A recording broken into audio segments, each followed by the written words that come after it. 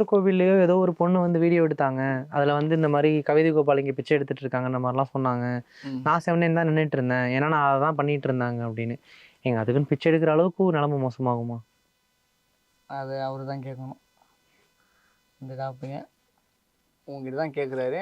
பேசு, நல்லா போல்டாக பேசு. ஏன் பேச மாட்டேற? நல்லா தானே பேசிட்டு இருந்தேன். இப்போ இந்த கானா பாடகர்கள் இவருமே சொன்னாரு, எங்க வீட்லயுமே ஒத்துக்கல, நானுமே வெளில தான் வந்துட்டேன்னு இப்போ நீங்களும் சொல்றீங்க.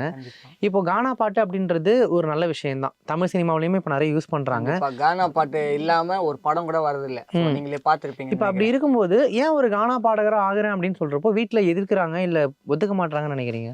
ஏன்னா அதாவது முன்னோர்கள் வந்து கானா அந்த டைம்ல இருக்கும்போது வந்து இந்த மாதிரி இருப்பாங்க இந்த மாதிரி இருப்பாங்கன்னு சொல்லி அப்போதுலேருந்தே மைண்டு பப்ளிக்கோட மைண்ட் கானா பாட்டு பாடுறவங்களோட ட்ரெஸ்ஸிங் இப்படிதான் இருக்கும், நடந்துக்கிறது இப்படிதான் இருக்கும், அப்படிதான் இருப்போம் அப்படின்னு சொல்லி அவங்க மைண்ட்ல அப்படி நினைச்சுக்கிட்டாங்க. அது அப்படியே காலகாலமா அது வந்து போட்டு வச்சிட்டாங்கப்பா, இவங்க இப்படிதான்ப்பா அப்படின்னு சொல்லி செட் பண்ணி வச்சிட்டாங்க. அதனால வீட்டுல பயப்படுறாங்க, நம்ம பிள்ளையும் அப்படி ஆயிட போகுது பயப்படுறாங்க. அதுதான் நான் வந்து அவங்க கிட்ட சொல்றேன் ஓப்பனா, நான் அது மாதிரிலாம் பண்ண மாட்டேன், எனக்கு தெரியும், எந்த பழக்கமும் இல்லை. அவங்களும் அதுக்கேற்ற மாதிரி சப்போர்ட் பண்ணுவாங்க, எனக்கு எந்த பழக்கமும் இல்லை, அவங்களுக்கும் தெரியும்.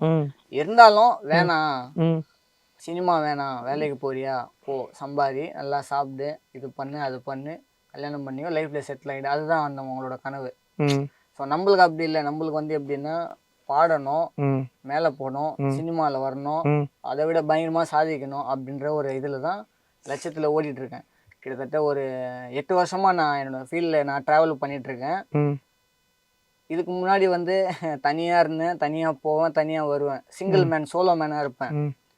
ஸோ அதுக்கப்புறம் தான் கொஞ்சம் கொஞ்சம் அப்படியே லிங்க் கிடச்சி அப்படியே எல்லார்கிட்டையும் பேச ஆரம்பித்தேன்.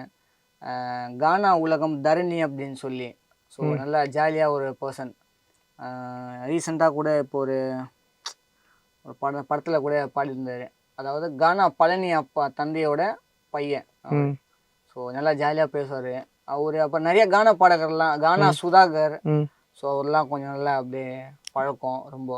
உங்களோட குரூப்லேருந்து வந்து இப்போ ஓரளவு பெரிய ஆளா நிறைய வேலைகள் பார்த்துட்டு இருக்கவங்க யாராவது இருக்காங்களா? நம்ம குரூப்பில் வந்து எல்லாருமே நல்லா ஒரு ஃபீல்டில் நல்லா சினிமாவில் கேட்குறேன். சினிமாவில் தான் கானா குணா, கானா மிரன் கேள்விப்பட்டிருப்பீங்க. ஸ்டவ் மேலே கடாயி, சாக்கடையில் சடாயி, வடிவெல்லுன்னா டுபாயி, கையை ஓட்டா டபாயி, அந்த பாட்டு எழுதினவர் கானா மிரன் அப்படின்னு சொல்லி. ஸோ அவரும் நல்லா இப்போ ஃபீல்டில் நிறைய பாட்டுலாம் படத்தெல்லாம் எழுதி தந்துட்டு இருக்காரு. ஸோ அதை பாடினவர் என்னோட நண்பன் தான், கானா ஜூனியர் நித்யா அப்படின்னு சொல்லி அவரு. ஸோ நம்ம வீட்டுக்கு பக்கத்து ஏரியாவில் இருக்காரு. நல்லா பேசுவார் போல ஜாலியாக. சூப்பர். இப்போ உங்க குரூப்ல இருக்கிற ஆட்கள்லாம் அடுத்தடுத்து சினிமாவுக்கு போகும்போது கண்டிப்பா ஸோ அடுத்தடுத்து உங்களுக்கும் அப்படியே வாய்ப்புகள் வந்துட்டு தானே இருக்கும். கண்டிப்பா வருதா? அது வந்து எப்படின்னா ஸோ அவங்களோட கதையில் அவங்க கரெக்டாக இருப்பாங்க, அதுதான் கான்செப்ட் இங்கே. ஓகே. ஸோ இப்போ நீங்கள் ஓடுறீங்க அப்படின்னா நீங்கள் ஓடிட்டு நீங்கள் பாதியில் போயிடுங்க, அதுதான் உங்களோட கான்செப்ட். இப்போ நான் ஓடுறேன்னா நான் ஓடிட்டு நான் எங்கே போகிறேன்னா அது என்னோட இது, அவ்வளோதான். ஏன்னா நான் பார்த்துக்கிறேன், உன்னை நீ பார்த்துக்கோ, அவ்வளோதான். மற்றபடி எதுவும்லாம் இருக்காது. மற்றபடி இல்லை, நான் உணர்றது அதுதான். இது 8 வருஷமா உணர்றது அதுதான், அந்த கான்செப்ட் தான். இப்போ நீங்கள் சொல்கிறீங்க இல்லையா, வீட்டில் இதுக்கு தான் பயப்படுறாங்க, கானா பாட்டு பாடுறவங்களாலே ட்ரெஸ்ஸிங் இப்படி தான் இருக்கும், அவங்களோட நடை உடை பாவனைகள் இப்படி தான் இருக்கும்ட்டு. இப்போ ஆக்சுவலாக சினிமாவில் வர கானா பாடல்களையுமே பாருங்கள், முடி ஒரு மாதிரி கலர் பண்ணிக்கிட்டு அந்த நிறைய வளர்த்துக்கிட்டு அவங்க ட்ரெஸ்ஸிங் கிட்டத்தட்ட இங்கே நம்ம ஊர் இதில் சொல்லணும்னா புள்ளிங்கோ அந்த ஜோனில் தான் இருப்பாங்க. அப்படி தான் இருக்காங்கன்றப்போ வீட்டில் இருக்கிறவங்க பயப்பட தானே செய்வாங்க. இப்போயுமே அப்படி தானே இருக்காங்க. Right, okay. இது வந்து எப்படின்னா ட்ரெஸ்ஸிங், ஹேர், அது அந்த பார்த்த உடனே இவன் கானா பாடகர், இவன் இப்படி தான் இருப்பான் அப்படின்னு சொல்லி மக்கள் வந்து அது இது பண்ணுறாங்க இல்லையா, செட் பண்ணுறாங்க இல்லையா, மைண்ட் செட்டில் வருது இல்லையா. அதை வந்து ஏன் அப்படி பார்க்குறாங்க? இப்போது சடனாக இப்போ ஒரு படத்தில் நடிக்கிறாங்க, அவங்களும் காஸ்டியூம்லாம் போட்டுன்னு கம்பல்லாம் போட்டுன்னு, ஆனால் நல்லா இருப்பா போல ஆள், நேரில் பார்க்கும் போது டீசெண்டாக இருப்பார் போல, வெள்ளை சட்டை வெள்ளை ஒயிட் அதெல்லாம் கட்டி நல்லா இருப்பார். படத்தில் நடிக்கும் போது கம்பல்லாம் போட்டுன்னு கலர்லாம் வச்சுன்னு முடியல, இது ஒரு மாதிரியா இருப்பா போல.